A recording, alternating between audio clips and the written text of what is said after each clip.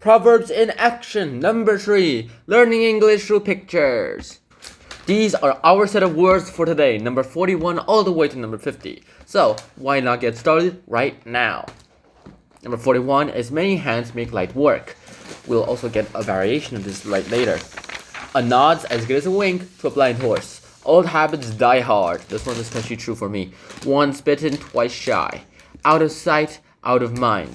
The pen is mightier than the sword. The proof of the pudding is the eating. The road to hell is paved with good intentions. There's no place like home. There's nothing under the sun.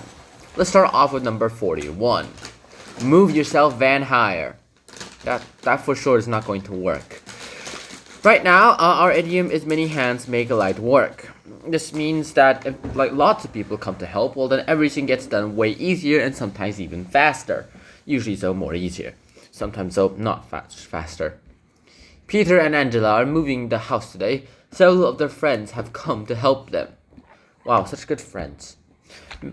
More and more helpers keep arriving. How many friends do they have? Many hands make light work, everyone thinks. Or is it a case of too many cooks spoiling the broth?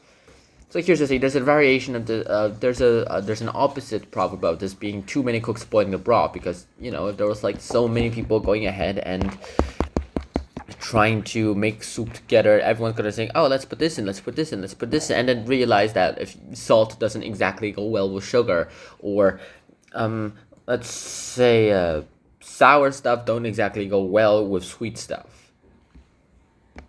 See? Alright, next up we have a nod as good as a wink to a blind horse. This means that, well, any form of communication will be effective in this case. Any form of communication, whether it's like text messaging, one-to-one conversations, like in real life, etc.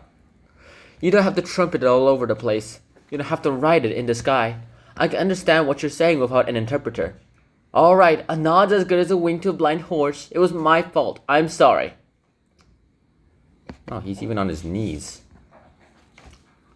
Right, next up, we have old habits die hard. Old habits die hard. This means that when people go ahead and have been behaving a certain way, like have done this habit for so long, well, it's really hard to change their own behavior. Old habits die hard. Like in this case, smokers really hate changing their behavior of smoking.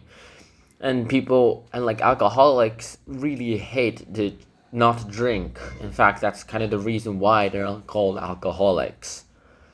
These smokers are aware of their own thing. I'm never gonna smoke in my entire life. Like this advice, my advice about smoking is don't start. And eaters, well, they're addicted to eating. As a result, they're fat. Daniel smoked his last cigarette on August 10th, 2006, after 40 years as a smoker. He never smoked again after that day. But it wasn't easy. Old habits die hard. My advice about smoking is, don't start. Number 44. Once bitten, twice shy. What does this mean? This is kind of obvious. It means that if someone or something has hurt you, you will avoid it or try not to let it hurt you again. Here's the example. A charming young lady phoned Mr. Dimsdale one day and told him about a wonderful scheme that would make him very rich quickly. That's obviously a scam. Of course Mr. Dimsdale was interested. Who wouldn't be? He wrote out a check to Scamless Ltd. for a large sum straight away.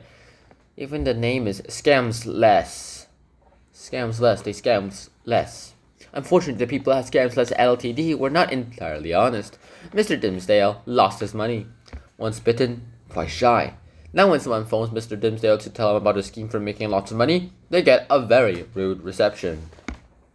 Righto, next up we have out of sight, out of mind. Our 45th proverb means that when you actually cannot see someone, like they're hidden so well or something, they won't go ahead and think about them. They won't think about them at all. Charlie is always good at hide and seek. This time he thinks he's found the best hiding place ever. He's right, the game's over. Everyone else has been found, but not Charlie. Perhaps his hiding place was too good. It seems it's out of sight, out of mind for Charlie. The others are starting a new game. Will someone please go and find Charlie before everyone else goes home? Shouldn't he have realized by now that the game is over? Okay, next up is number 46. We have the pen is mightier than the sword. Not literally, of course. Literally, if you actually go to a battle with a pen, you realize that the sword is going to go ahead and defeat you so bad and cook you so bad. So, of course, the pen is mightier than the sword. This means that you cannot achieve more with words than with weapons and violence. Lots of things will happen like that way. Who will win the hand of beautiful Princess Penelope? Will it be Baron Brian and the Bludger, I believe that's how you say it, who has defeated so many men in battle? Or will it be the poet and musician Geoffrey de Gentel, who has enchanted the princess with his songs? Of course, the pen is mightier than the sword. Besides, Baron Brian has terrible table manners and his feet smell. You're right, Amber Princess is the most beautiful thing in the world. Okay. Now, regardless of that situation, like, usually rhetoric or literature is way more well known towards people than battles, because no one wants to read, no one wants to watch battles like in real life, because they're dangerous and you don't want to die, whereas you would rather read about them. Number 47 is our next one, and it means the proof of the pudding is the eating. Proof of the pudding is in the eating. James has a problem. I expect you see what James' problem. Okay, James time. If we believe the advertisement that Dr. Drago's magic mixture will cure almost anything, but can we believe the advertisement? The proof of the pudding is eating. James has a problem. I expect you can see what James' problem is.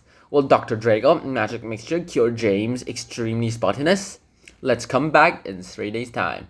Yes, it worked. James' spottiness has all gone. Thanks, Dr. Drago. Alright, next up we have the road to hell is paved with good intentions. The road to hell is paved with good intentions. This means that many people do bad things, even though they intend to do good things. You know, those people who say, I'm gonna do this today, or I'm gonna do that today, and then they never actually do it. Well, that's what this proverb is about. The road to hell is like paved with good intentions. It's New Year's Day. Susan knows she didn't do very well with her New Year's resolutions last year, but this year it will be different. This year, for example, she will definitely keep her room tidy. That is resolution number 1. There, she has picked up her dirty socks and put them in the dirty clothes basket. Well done, Susan. In fact, she's done so well that she can leave the rest of the tidying up until tomorrow. This just me, or did it just become more dirtier? Oh, be careful, Susan. The road to hell is paved with good intentions. Righto, next up we have there's no place like home. There's no place like home. This means that the place where your family is special, like where your family is, and that's way more special towards you than anywhere else. Like the place where your family is special for you in a way that no other place can literally be. Well, what do I mean by that? Well, of course, those places where you're home and you would rather be home, and that the home is the best place that you could ever ask for. Yeah, well, in this case, that's what it means.